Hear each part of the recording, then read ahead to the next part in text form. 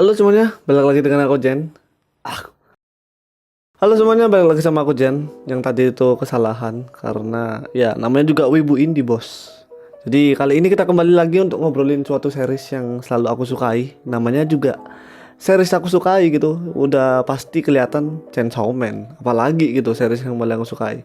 Walaupun mangganya udah tamat gitu di part 1, tapi masih ada aja yang pengen aku bahas gitu dari Chainsaw Man.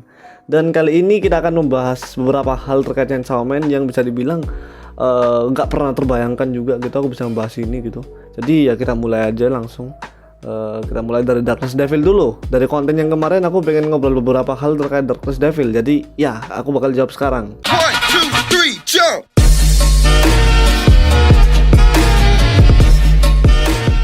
Jadi sepertinya kemarin ini ketika aku bahas Darkness Devil ini ada yang merasa belum terpuaskan gitu terkait Darkness Devil ya. Dan ya itulah terkait panel astronot dan ya Darkness Devil dan lain-lain itulah. Oke, jadi bakal aku selesaiin di sini hal misunderstand itu dan terkait Darkness Devil itu. Jadi kalau kita berbicara makna kenapa ada astronot di situ, tentu jawabanku sama kayak video yang sebelumnya, yaitu astronot perwujudan orang-orang yang tidak takut kepada kegelapan. Dan masalahnya orang-orang ini nanyain aku terkait kenapa di situ ada 11 astronot. Dan pada nanyain juga apakah ini terkait dengan 11 astronot yang mati di luar angkasa gitu dari kapal Apollo atau apa itu. Dan jawabannya bukan. Sejauh data yang aku cari, aku nggak pernah namanya ketemu 11 astronot mati gitu dalam satu pesawat. Aku belum pernah nemu. Mungkin kalian pernah atau mungkin punya datanya, kalian bisa kirim aja ke aku. Kalau menurut kalian salah bisa koreksi aja. Tapi menurutku pribadi, panel manga Darkness ini mendeskripsikan 11 kejadian atau kecelakaan yang dialami oleh astronot. Ingat ya, 11 kejadian, bukan 11 astronot. Karena dalam satu kejadian ini bisa dibilang astronot yang mati itu bisa sampai 3 sampai 6 orang gitu. Dan yang dihitung di sini adalah kecelakaannya si para astronot yang terjadi di eranya Chainsaw Man. Kalau kalian inget di Arc Gun Devil, di situ dijelasin latar setting Chainsaw Man itu terjadi pada tahun 1997.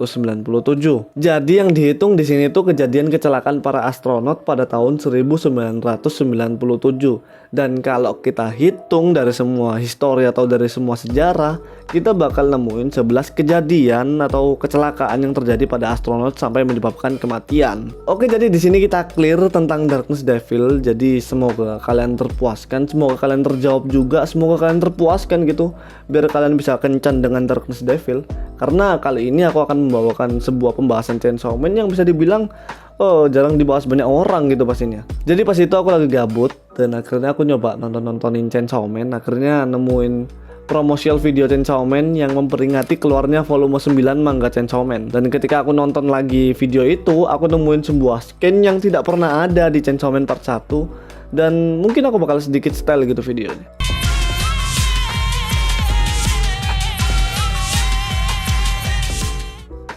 Di situ bisa kita lihat terdapat gedung berasap seperti kena ledakan gitulah. Dan hal ini yang membuat aku ingat dengan kejadian di dunia nyata. Ya, jadi gambar ini memperingatkan aku sama serangan yang terjadi di WTC atau World Trade Center pada tanggal 11 bulan September tahun 2001. Pertanyaannya, apakah kejadian ini bakal muncul di Chainsaw Man? Kalaupun dimunculin, tetap masuk akal juga karena latar setting cerita Denji ini berada di tahun 1997 dan kejadian ini terjadi pada tahun 2001. Dan apakah kejadian ini akan muncul di Chainsaw Man part 2? Kalau memang iya ini masuk ke part 2, jenis devil apa yang akan muncul di tragedi WTC di tahun 2021? Kalau misalnya kalian punya jawaban yang menarik, kalian bisa tulis aja di kolom komentar. Sebenarnya kalian gak usah kaget kalau misalnya pembahasanku terkait Chainsaw Man itu seperti ini, karena memang manga Chainsaw Man ini manga yang berkutat di sebuah mitologi, histori, dan konspirasi gitu. Jadi bukannya aku mikirin yang aneh-aneh gitu. Jadi emang kayak gini ceritanya. Bahkan aku juga pernah mikir kalau Makima itu nggak usah aku sebut lah, konspirasi banget lah pokoknya. Oke, sekarang kita bakal ngebahas kenapa Gun Devil itu kuat dan apa hubungannya Gun Devil dengan pihak Amerika. Cluenya cuma satu, tetap ingat setting cerita Chainsaw Man berada di tahun 1997. Alasan kenapa Gun Devil ini berada di pihak Amerika, karena Amerika di tahun 1970 sampai 1990 adalah masa yang rawan dengan kejahatan.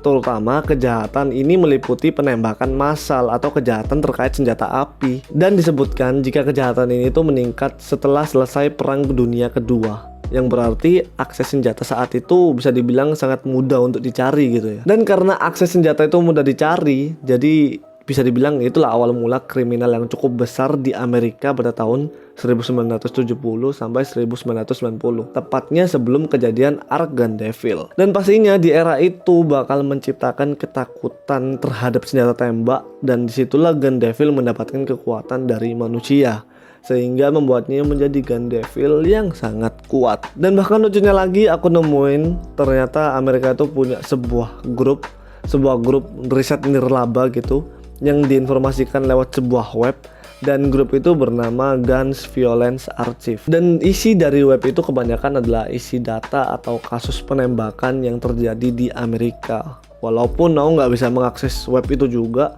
jadi aksesku itu ditolak terus gitu sama web itu. Nggak tahu sih apa karena beda negara atau gimana, aku juga nggak tahu. Jadi mungkin daftar orang di Gun Violence Archive ini adalah daftar orang-orang yang dijadikan kontrak sama Gun Devil gitu.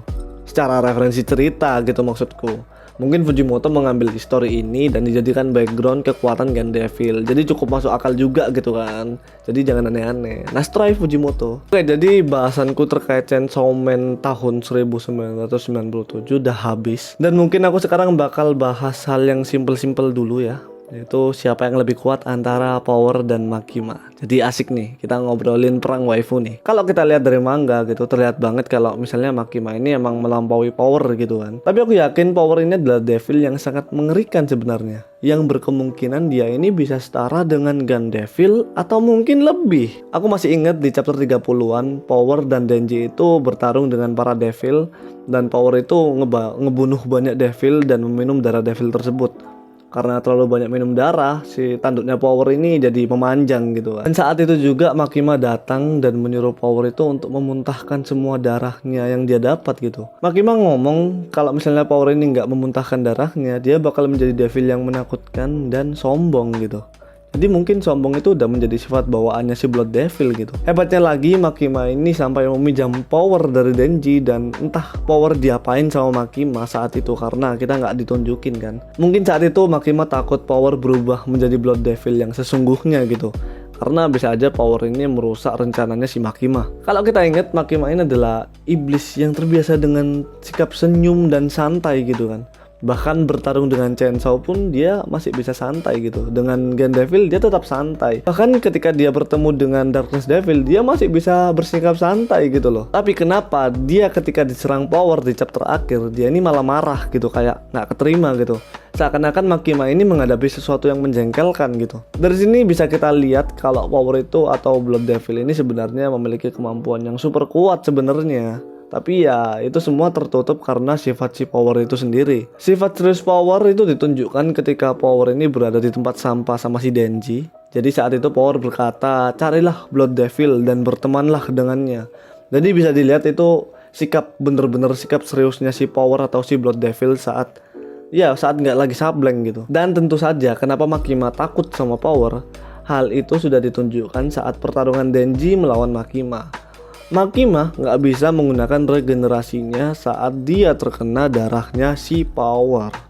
Jadi Power itu kunci kemenangan dari si Denji, dan juga Power ini adalah counter dari Devil yang memiliki regenerasi yang cukup tinggi. Jadi gimana kalian fans paham Makima gitu? Kalian dikalahkan oleh iblis sableng satu ini. Itulah alasan kenapa aku jadi tim Power dan still Power. Still Power. Oke, jadi gitu aja. Semoga kalian suka pembahasan kali ini. Kalau misalnya kalian punya pertanyaan atau hal yang menarik menurut kalian gitu, kalian bisa tulis aja di komentar. Atau misalnya kalian punya sesuatu hal yang pengen koreksi gitu, bisa tulis juga di komentar. Jadi ya di situ nanti kita ngobrol-ngobrol. Oke, gitu aja. Makasih buat kalian yang udah nonton video ini sampai habis. Aku Jen, undur diri lagi. Sampai ketemu lagi di review manga yang selanjutnya. Bye bye.